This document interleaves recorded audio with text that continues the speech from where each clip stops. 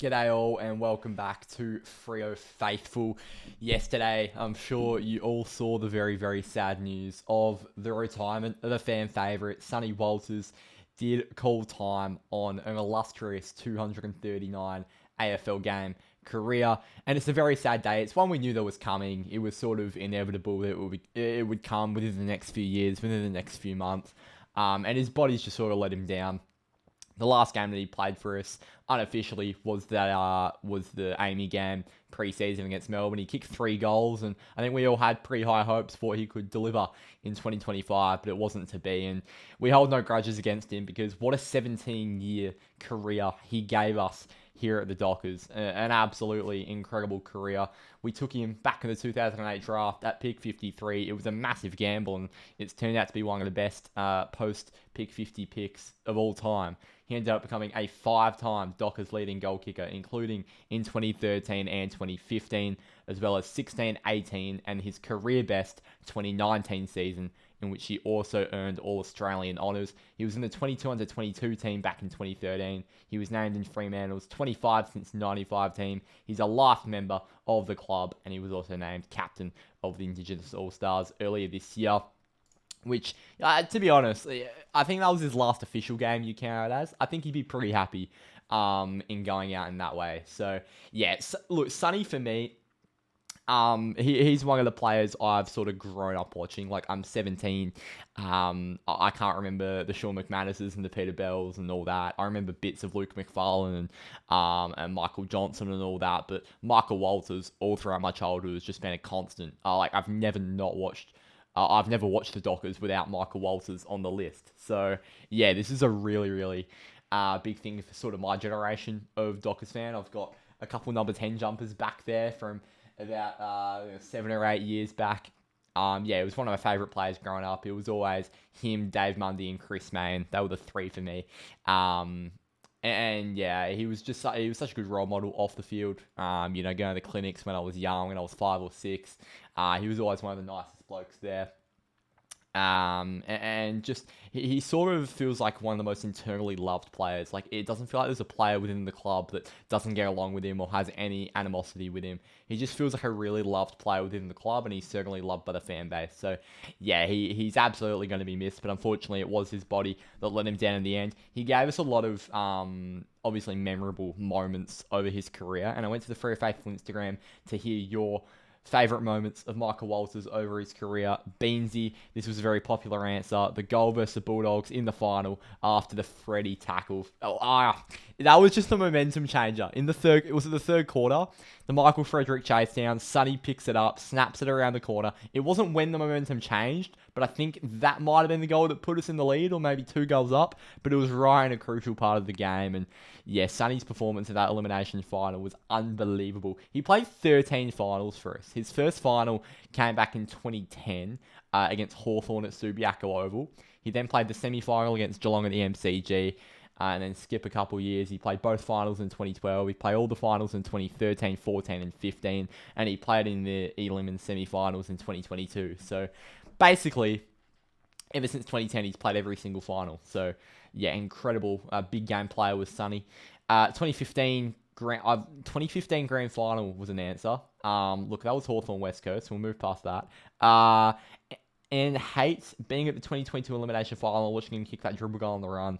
Absolutely. Rory McLeod, his single career hit out. That's funny. I was actually reading about that earlier. I think 2018 against Gold Coast, Aaron Sandilands was down on the floor.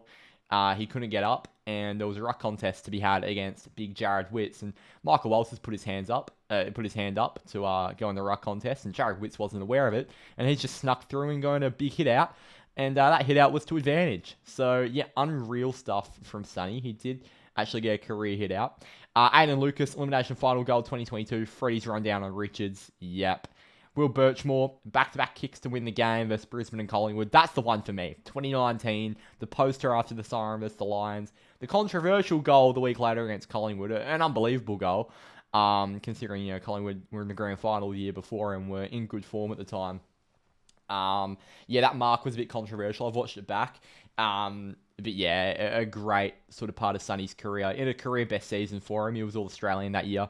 Dylan Farrow, Sonny's game winner against Brisbane. Aiden, 2019 versus Brisbane. Greeny, 2022 elimination final.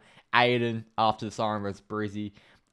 Josh either has to be 2019 versus the Lions or the next week against the Pies to win us that game. It feels like it's a pretty consensus answer. That 2019 sort of little 2-week patch he had, or the 2022 elimination final. Ben, it's coming back, and so are the Dockers. His 2013 grand final performance, unbelievable. I actually still vividly remember the 2013 grand final. And that goal he scored to tie the game up in the third quarter. It felt like the tide was changing. It felt like the anchor was being risen, but wasn't to be. Chandler, kicking 6 versus Port in 2019. Yeah, underrated game of his. It doesn't get talked about enough, but he had like 6 and 26 touches against the Power in 2019. Silly display. He moved into the midfield that year, and that's what led to his All-Australian. Will, the ridiculous mark he took in the Sydney prelim. I think that was the one over Ted Richards. I could be wrong. But since I've watched that game back, I do remember a mark over Ted Richards late in the game, and it was a silly mark. Jamali, his goal against Collingwood in 2019 for sure. Dane, his 2 goals in the 2013 grand final to get us the momentum. So yeah, lots of great moments that Sonny has had over his career. His press conference was very, very emotional, his retirement press conference. He was sort of just saying he's been working his backside off to get his body right, back from this recurring knee injury he's had. He's obviously played a couple games back at Peel, but just hasn't been able to find himself back at AFL level, which is so sad. Joe Brady gave a good introduction to the press conference, really set the tone nicely, and then there were tears flowing for the next 20 minutes with Sonny. He's a very family-orientated man from the sounds of it, very loved within the club, and I'm sure he'll enjoy retirement. It was a very funny press conference as well. He seems pretty content with his decision. If you haven't already watched it, you can go watch it on Docker TV or the Freo website. So, yeah, we're going to miss Sonny a lot, absolutely. There was one part of the press conference that really stuck out to me, and it was, he said we can go all the way this year. Now, it was a question from a journo saying how far can Freo go, and with the entire playing group sitting right there, and you're in the public eye, he's not exactly going to say, oh, I think they'll miss finals and, have a disappointing end to the year. He's obviously going to say we can go all the way. That being said, that better be motivation for these lot. Because we're still a chance, we should make the top 8. We're still a chance at top 4. There's no reason why we can't build towards our best football to end the year.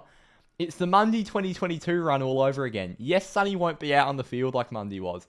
But the whole thing with Monday was there was 6 more, then there was 5 more, then there was 4 more. There's 12 more.